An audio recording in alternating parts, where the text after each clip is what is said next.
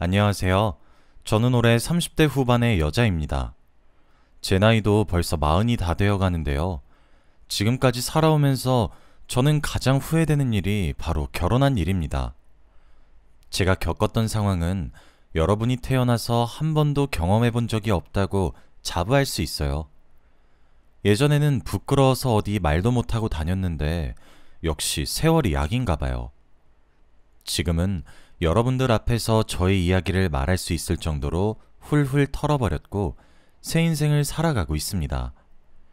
다들 저의 이야기를 들으시고 결혼 잘하시길 바랄게요. 저는 남편과 시작은 좋았어요. 둘 다 안정적인 직장에 모아둔 돈도 꽤 있었고 시어머니도 좋은 분이셨습니다. 결혼 정년기에 모두의 축하를 받으며 신혼생활도 마음껏 즐겼죠.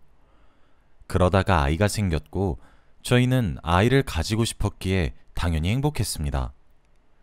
시댁 식구들은 제가 뭘 먹고 싶든 말만 하라고 했고 언제 어디서든 구해다 줬어요. 그만큼 저와 아기에게 헌신적이었고 제 임신을 그 누구보다 기뻐하셨습니다. 그런데 시어머니가 딱 하나 저에게 바라시는 게 있었어요.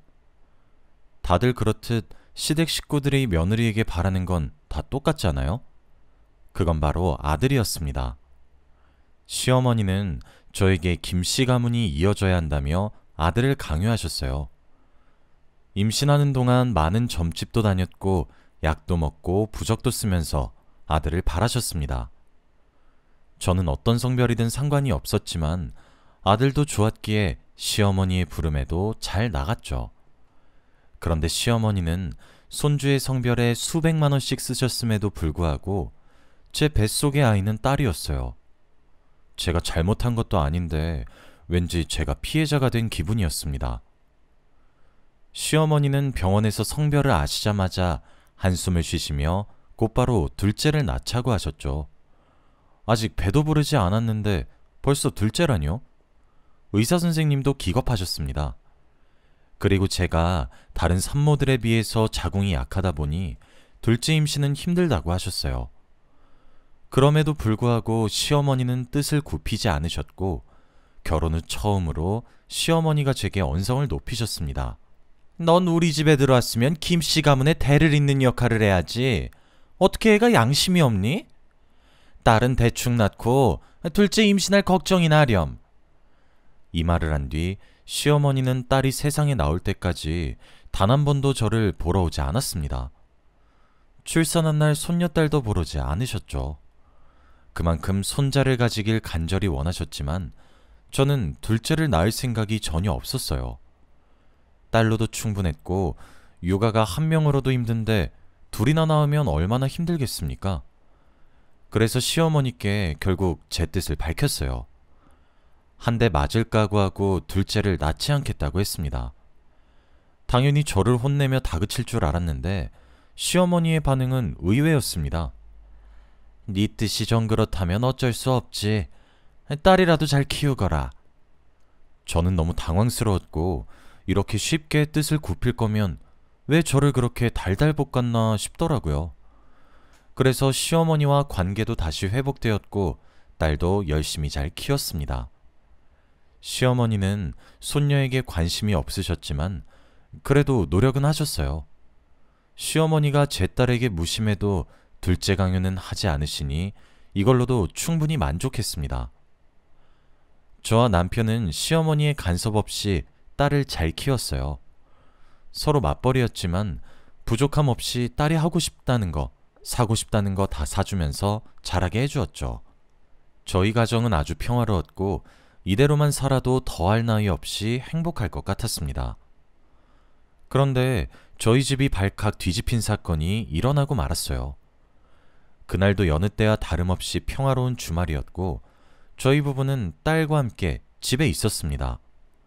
그런데 시어머니가 급히 시댁으로 오라고 하더라고요. 남편과 저는 시어머니가 한 번도 그러신 적이 없어서 큰일이 일어난 줄 알고 급히 시댁으로 갔습니다. 그런데 시댁에는 웬 낯선 여자가 한 명이 있었어요. 한 번도 본 적이 없는 여자였는데 그 여자는 임신을 하고 있었습니다. 배가 아주 많이 나온 거의 만삭이었죠. 그런데 더 놀라운 건 저만 그 여자를 몰랐습니다. 시댁으로 가니 옆에 있던 남편이 그 여자를 보고 놀라더라고요. 네가 왜 여기 있어? 대체 누군가 싶어 물어보니 정말 놀랍게도 남편의 여동생이었습니다. 신우이였어요. 저는 결혼 전 남편에게 여동생이 있었다는 말을 한 번도 들어본 적이 없어요. 결혼식에도 뵌 적이 없었기에 당연히 외동인 줄 알았죠. 그런데 여동생이 있다뇨? 그걸 결혼 후에 한 저는 기가 막혀 쓰러질 뻔했습니다. 신우이는 배가 불러와 시댁으로 들어왔고 오늘부터 저희와 같이 산다고 했어요. 시댁에서 살고 싶지만 신우이의 직장이 저희 집과 가까워서 집을 구할 때까지 저희 집에서 지낸다고 했죠. 저와 상의도 없이 멋대로 정한 시댁 사람들을 보고 어처구니가 없었습니다. 그래서 남편을 불러 조용히 이야기를 했어요. 여보, 나한테 한 번도 동생 있다는 말 안 했잖아. 근데 그걸로도 모자라서 우리 집에서 지낸다고? 이건 아니지. 내가 다 설명할게. 우리 엄마가 워낙 딸을 싫어해서 여동생도 거의 친자식 아니다시피 살았어. 그런데 이렇게 임신한 채로 나타나니까 엄마가 더 꼴보기 싫나 봐. 어쩔 수 없잖아. 여보가 조금만 봐주라. 응? 남편은 제 편을 들어주지 않았고 자연스럽게 신우이도 저희 집에 얹혀 살게 되었습니다. 시어머니가 신우이를 받아준 이유는 딱 한 가지였어요. 바로 신우이 뱃속에 있는 아이가 남자아이였거든요. 그래서 시어머니가 두 눈 꼭 감고 집 안으로 들이신 겁니다. 시어머니는 가슴을 퍽퍽 치시며 한숨을 내쉬고 있었죠. 에휴, 저 망할 계집애. 딸들은 이래서 문제야, 문제. 시어머니가 저를 쳐다보시며 그런 말씀을 하시는데 도저히 제가 신우이와 같이 지낼 수 없다고 말할 수 없었어요. 그래서 제가 한번 참고 신우이를 저희 집에 들였고 한동안 같이 살게 되었죠. 그런데 신우이는 만삭이 다 되어 저희 집으로 들어와서 그런지 손 하나 까딱하지 않았습니다. 저보다 나이가 한참이나 어린데도 불구하고 이것저것 시켰죠. 물 떠달라, 이 음식 만들어달라 등등 저에게 바라는 것도 많았습니다. 그리고 더 놀라운 건 바로 손빨래였어요. 신우이는 자신의 옷을 빨아달라며 자기 옷들을 저에게 산더미로 주는데 말이 나오지 않았습니다. 제 딸 옷도 손빨래를 해본 적이 없는데 어떻게 신우이 옷을 빠나요? 제가 할 수 없다고 스스로 하라고 말을 해도 신우이는 고집불통이었습니다. 헤이, 임산부가 어떻게 손빨래를 해요? 언니가 빨래 잘하시니까 제 것도 빨아주세요. 이런 기상천외한 말들을 애교 섞인 목소리로 늘어놓는데 정말 화가 나 미치는 줄 알았습니다. 저는 결국 신우이의 옷을 손빨래하지 않았어요. 그대로 빨래통에 넣어둔 채 다른 빨래들만 빨았습니다. 그런데 어느 날 저는 충격적인 장면을 보고 말았어요. 제가 신우이의 옷을 빨지 않으니 남편이 그 여자의 옷을 빨고 있는 겁니다. 제가 너무 놀라서 뭐 하냐고, 왜 당신이 여동생 옷을 빨고 있냐고 하니 남편은 오히려 당당했어요. 오빠가 여동생 옷 빨아줄 수 있는 거 아니야? 당신이 하기 힘들어할 것 같아서 내가 하는 거니까 너무 걱정하지 마. 이런 말을 하며 다시 손으로 빨고 있는데 도저히 그 꼴을 볼 수 없었습니다. 그래서 남편을 밀치고 결국 제가 그 빨래를 마무리 지었어요. 그만큼 저와 신우이 사이의 신경전은 끊임없이 했습니다. 남편은 그 사이에서 갈팡질팡 못하고 있었죠. 집에 자기 여동생과 와이프가 기싸움을 하고 있는데 남편이 얼마나 힘들었을까요? 신우이는 남편한테 아기가 이거 먹고 싶어 한다며 이것저것을 사달라고 하는데 정말 꼴사나웠습니다.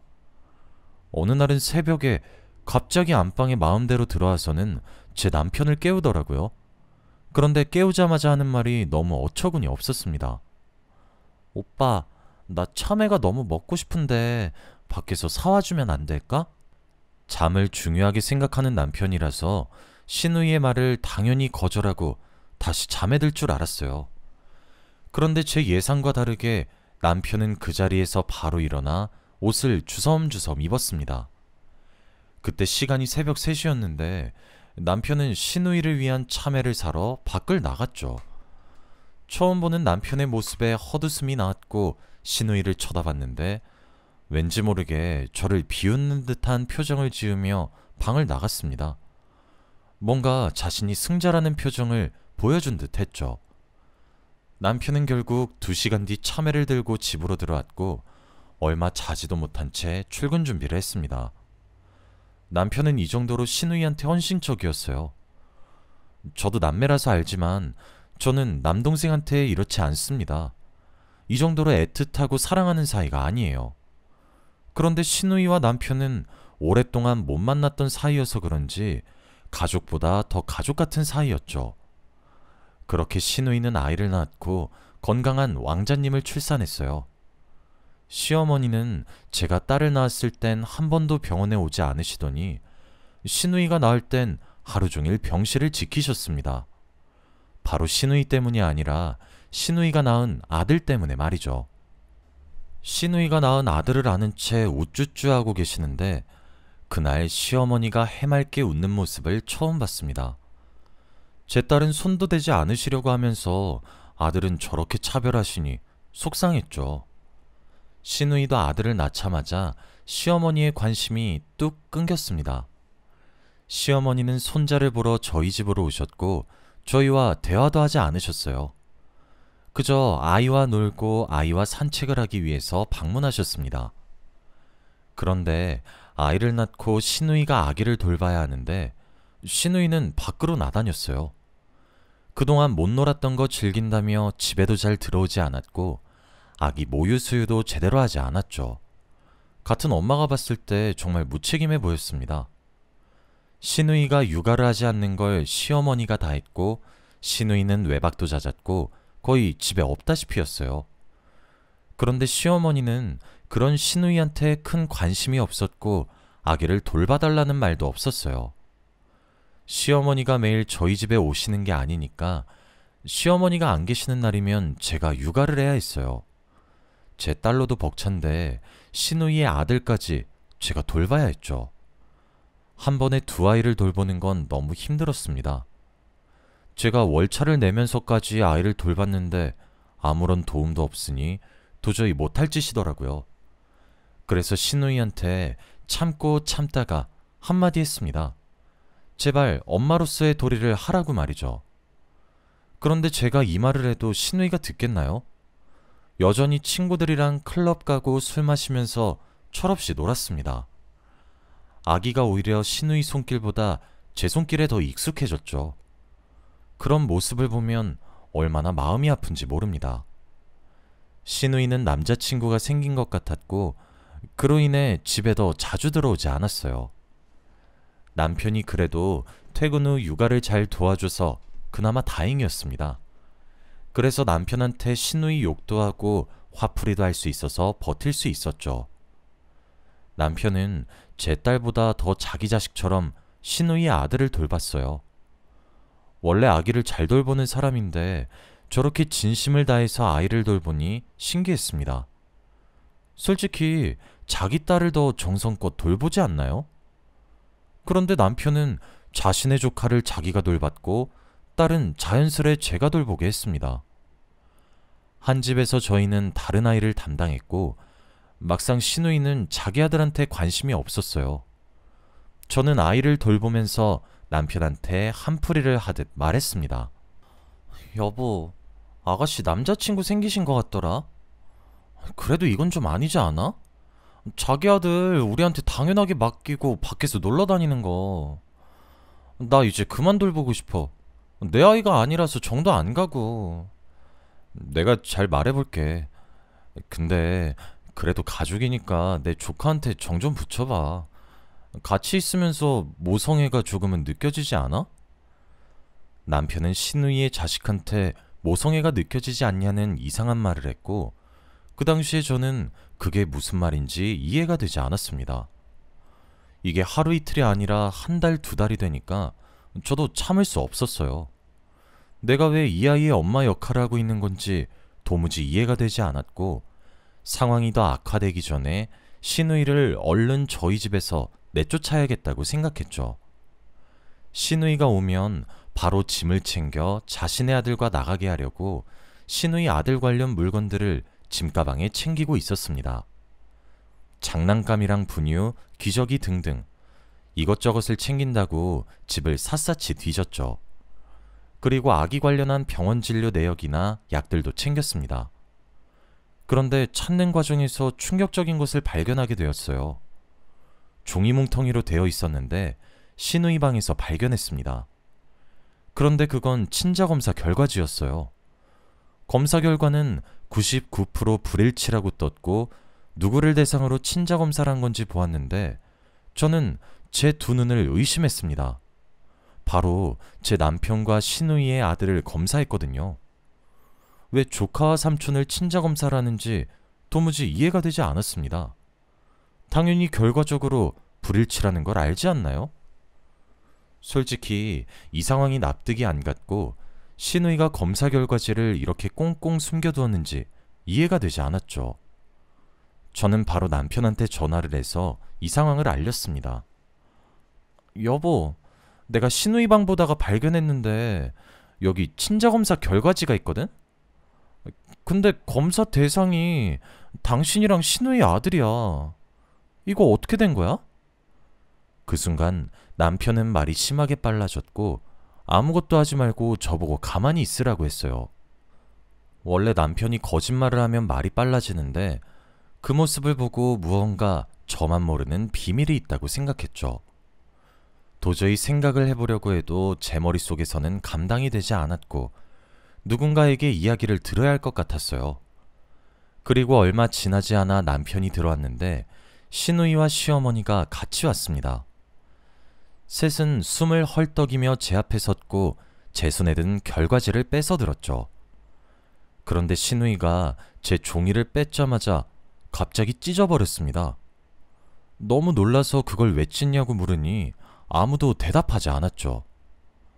아가씨, 이거 왜 검사하신 거예요? 당연히 제 남편이랑 아가씨 아들이랑 친자 검사하면 불일치하는 거 당연하잖아요. 99% 불일치라고 쓰여져 있던데요? 그런데 제가 이 말을 내뱉자마자 시누이의 얼굴이 창백해졌어요. 그리고 남편과 시어머니는 굉장히 놀라했습니다. 뭐? 불일치라고? 저는 이게 대체 무슨 상황인지 납득이 되지 않았어요. 그 순간 시누이는 냅다 무릎을 꿇었고 시누이와 남편에게 싹싹 빌기 시작했습니다. 어머니, 제가 다 잘못했어요. 제가 잠시 미쳤었나 봐요. 시누이가 갑자기 왜 시어머니한테 어머니라고 하는지 상황이 이해가 되지 않았는데 그 순간 시어머니가 시누이의 뺨을 내리쳤습니다. 손자 임신했다고 해서 며느리까지 속여가며 널 들였는데 뭐? 우리 아들의 친자식이 아니야? 남의 남자 사이에서 만든 애를 데리고 와서 우리 아들의 자식이라고 우겨? 너 진짜? 시어머니의 말을 듣고 저는 머릿속이 새하얘졌습니다. 시어머니의 말에 의하면 시누이가 아니란 소리잖아요. 그럼 그 여잔 대체 누구길래 제 남편의 아이를 가졌다고 했던 걸까요? 그런데 그 순간 시누이는 충격적인 말을 했습니다. 죄송해요. 이 사람이랑 이혼하고 바로 임신인 걸 알아서 당연히 저는 이 남자인 줄 알았어요. 제가 잘못했어요. 이혼이라뇨? 제 남편과 이혼이라뇨? 정말 말도 나오지 않았고 숨이 턱턱 막혔습니다. 이 사람들의 말에 의하면 제가 알던 시누이는 시누이가 아니라 바로 남편의 전처라는 이야기잖아요. 남편이 이혼을 한 적이 있는 사람인 것도 몰랐는데 말이죠. 그리고 저는 그것도 모르고 남편 전처의 아이를 돌봤던 겁니다. 바보같이 말이죠. 이때까지 시누이가 아니라 남편의 전처와 한 지붕 아래 같이 살았습니다. 어떻게 이런 일이 저에게 일어날 수 있나요? 무슨 영화 같지 않나요? 미리 남편과 남편의 전처 그리고 시어머니는 셋이서 말을 맞추고 저한테 연기를 한 거였습니다. 남편의 전처는 만삭이 된 채로 시어머니를 찾아가 그렇게 바라던 손자를 임신했으니 책임지라고 했고 아들을 임신했다는 말에 거절할 수 없었던 시어머니는 저에게 시누이라고 속이면서 전 저와 같이 지내게 했죠. 저는 그 순간 속이 미칠 듯이 쓰렸고 화장실로 가서 속을 다 개어냈어요. 그리고 머릿속이 어지러웠습니다. 제가 그럼 지금까지 그들의 시나리오에 놀아난 거잖아요. 저를 가지고 놀면서 이용한 거였습니다. 남편은 화장실 문을 쾅쾅 두드리며 제발 이야기 좀 하자고 했고 저는 화장실 문을 열고 나갔어요. 그런데 나가자마자 제 앞엔 남편과 시어머니가 무릎을 꿇고 싹싹 빌고 있었습니다. 남편은 미안하다는 말만 반복했지만 시어머니는 상황 파악을 못하셨는지 이상한 말을 내뱉으셨어요. 아들만 낳아주면 집에서 바로 내보내려고 그랬단다. 네 자식이라 생각하고 한 번만 키워주면 안 될까? 어차피 네 남편 유전자 반도 있으니 그럼 내가 내 재산 너한테 다 주마. 시어머니는 남편 전처의 아들을 제 호적으로 올려달라고 했고 저는 터무니없는 말에 헛웃음이 나왔습니다. 그래서 남편이 예전에 저에게 모성애 어쩌고 했던 거였죠. 정말 기가 막혔고 화가 나서 미치는 줄 알았습니다. 그런데 남편과 시어머니보다 싫었던 사람은 바로 남편의 전처였어요. 어떻게 다른 남자의 아이를 임신하고 들어올 생각을 했을까요? 남편 말로는 불륜으로 이혼했다고 하는데 양심 있는 사람이 그러면 안 되지 않나요? 저는 그 여자의 뺨이라도 내려치고 싶어서 성큼성큼 걸어가 팔을 올렸는데 갑자기 그녀는 충격적인 말을 했습니다. 저 둘째 임신했어요. 어떻게 이런 일이 있을 수 있죠? 저는 팔에 힘이 풀렸고 이 상황을 감당하기조차 힘들었습니다. 남편의 전처는 둘째는 무조건 제 남편의 자식이 맞다고 했는데 그럼 저와 부부일 때도 그 여자와 하룻밤을 보냈다는 말이잖아요. 남편과 시어머니도 둘째는 예상 못하셨는지 말도 하지 않았습니다. 그리고 저는 그 여자를 때릴 힘도 없었죠. 남편은 자신의 불륜이 저에게 들통이 났으니 아무 말도 하지 못했고 시어머니도 저를 붙잡지 않았습니다. 그리고 저는 딸을 데리고 그 집에서 나왔어요. 평생 그들이 불행하기를 바라면서 말이죠. 집에서 나오자마자 그 여자에게 상간녀 소송을 하고 남편도 고소했어요. 이혼도 당연히 했고요. 그 집에서 겪은 일은 지금 생각해봐도 정말 충격적인 것 같아요. 어떻게 저에게 이런 일이 생길 수 있나요? 남편과 그 여자는 마지막 양심은 있는지 저에게 아무런 반박도 하지 않았고 제가 제시한 위자료 금액을 그대로 줬습니다. 그리고 다 인정했어요. 그리고 그들은 다시 합쳤다고 합니다. 정말 어처구니 없지 않나요? 저는 그들의 싸움에 껴서 처참하게 짓밟혔는데 말입니다. 저는 딸과 함께 친정으로 가서 살게 되었어요. 다시 일도 시작했고 그들과 단 한 통의 연락도 하지 않았습니다. 분명 잘 살고 있을 거라고 생각했고 소식이 전혀 궁금하지 않았거든요. 그런데 전 남편은 딸을 보러 한 번을 오지 않았고 부성애가 없었습니다. 그 모습을 보면서 이혼 정말 잘했다는 생각이 들었네요. 이렇게 1년 정도 살았는데 얼마 후 연락이 왔어요. 바로 전 남편한테서 말입니다. 헤어지고 처음 한 연락이었는데 대뜸 저에게 말도 안 되는 제안을 하기 시작했어요. 우리 다시 합치면 안 될까? 저는 그 말을 듣고 너무 역겨워서 전화를 끊었습니다. 그런데 전 남편은 저에게 문자로 충격적인 내용을 보냈어요. 바로 그 여자와 관계를 정리했다는 내용이었습니다.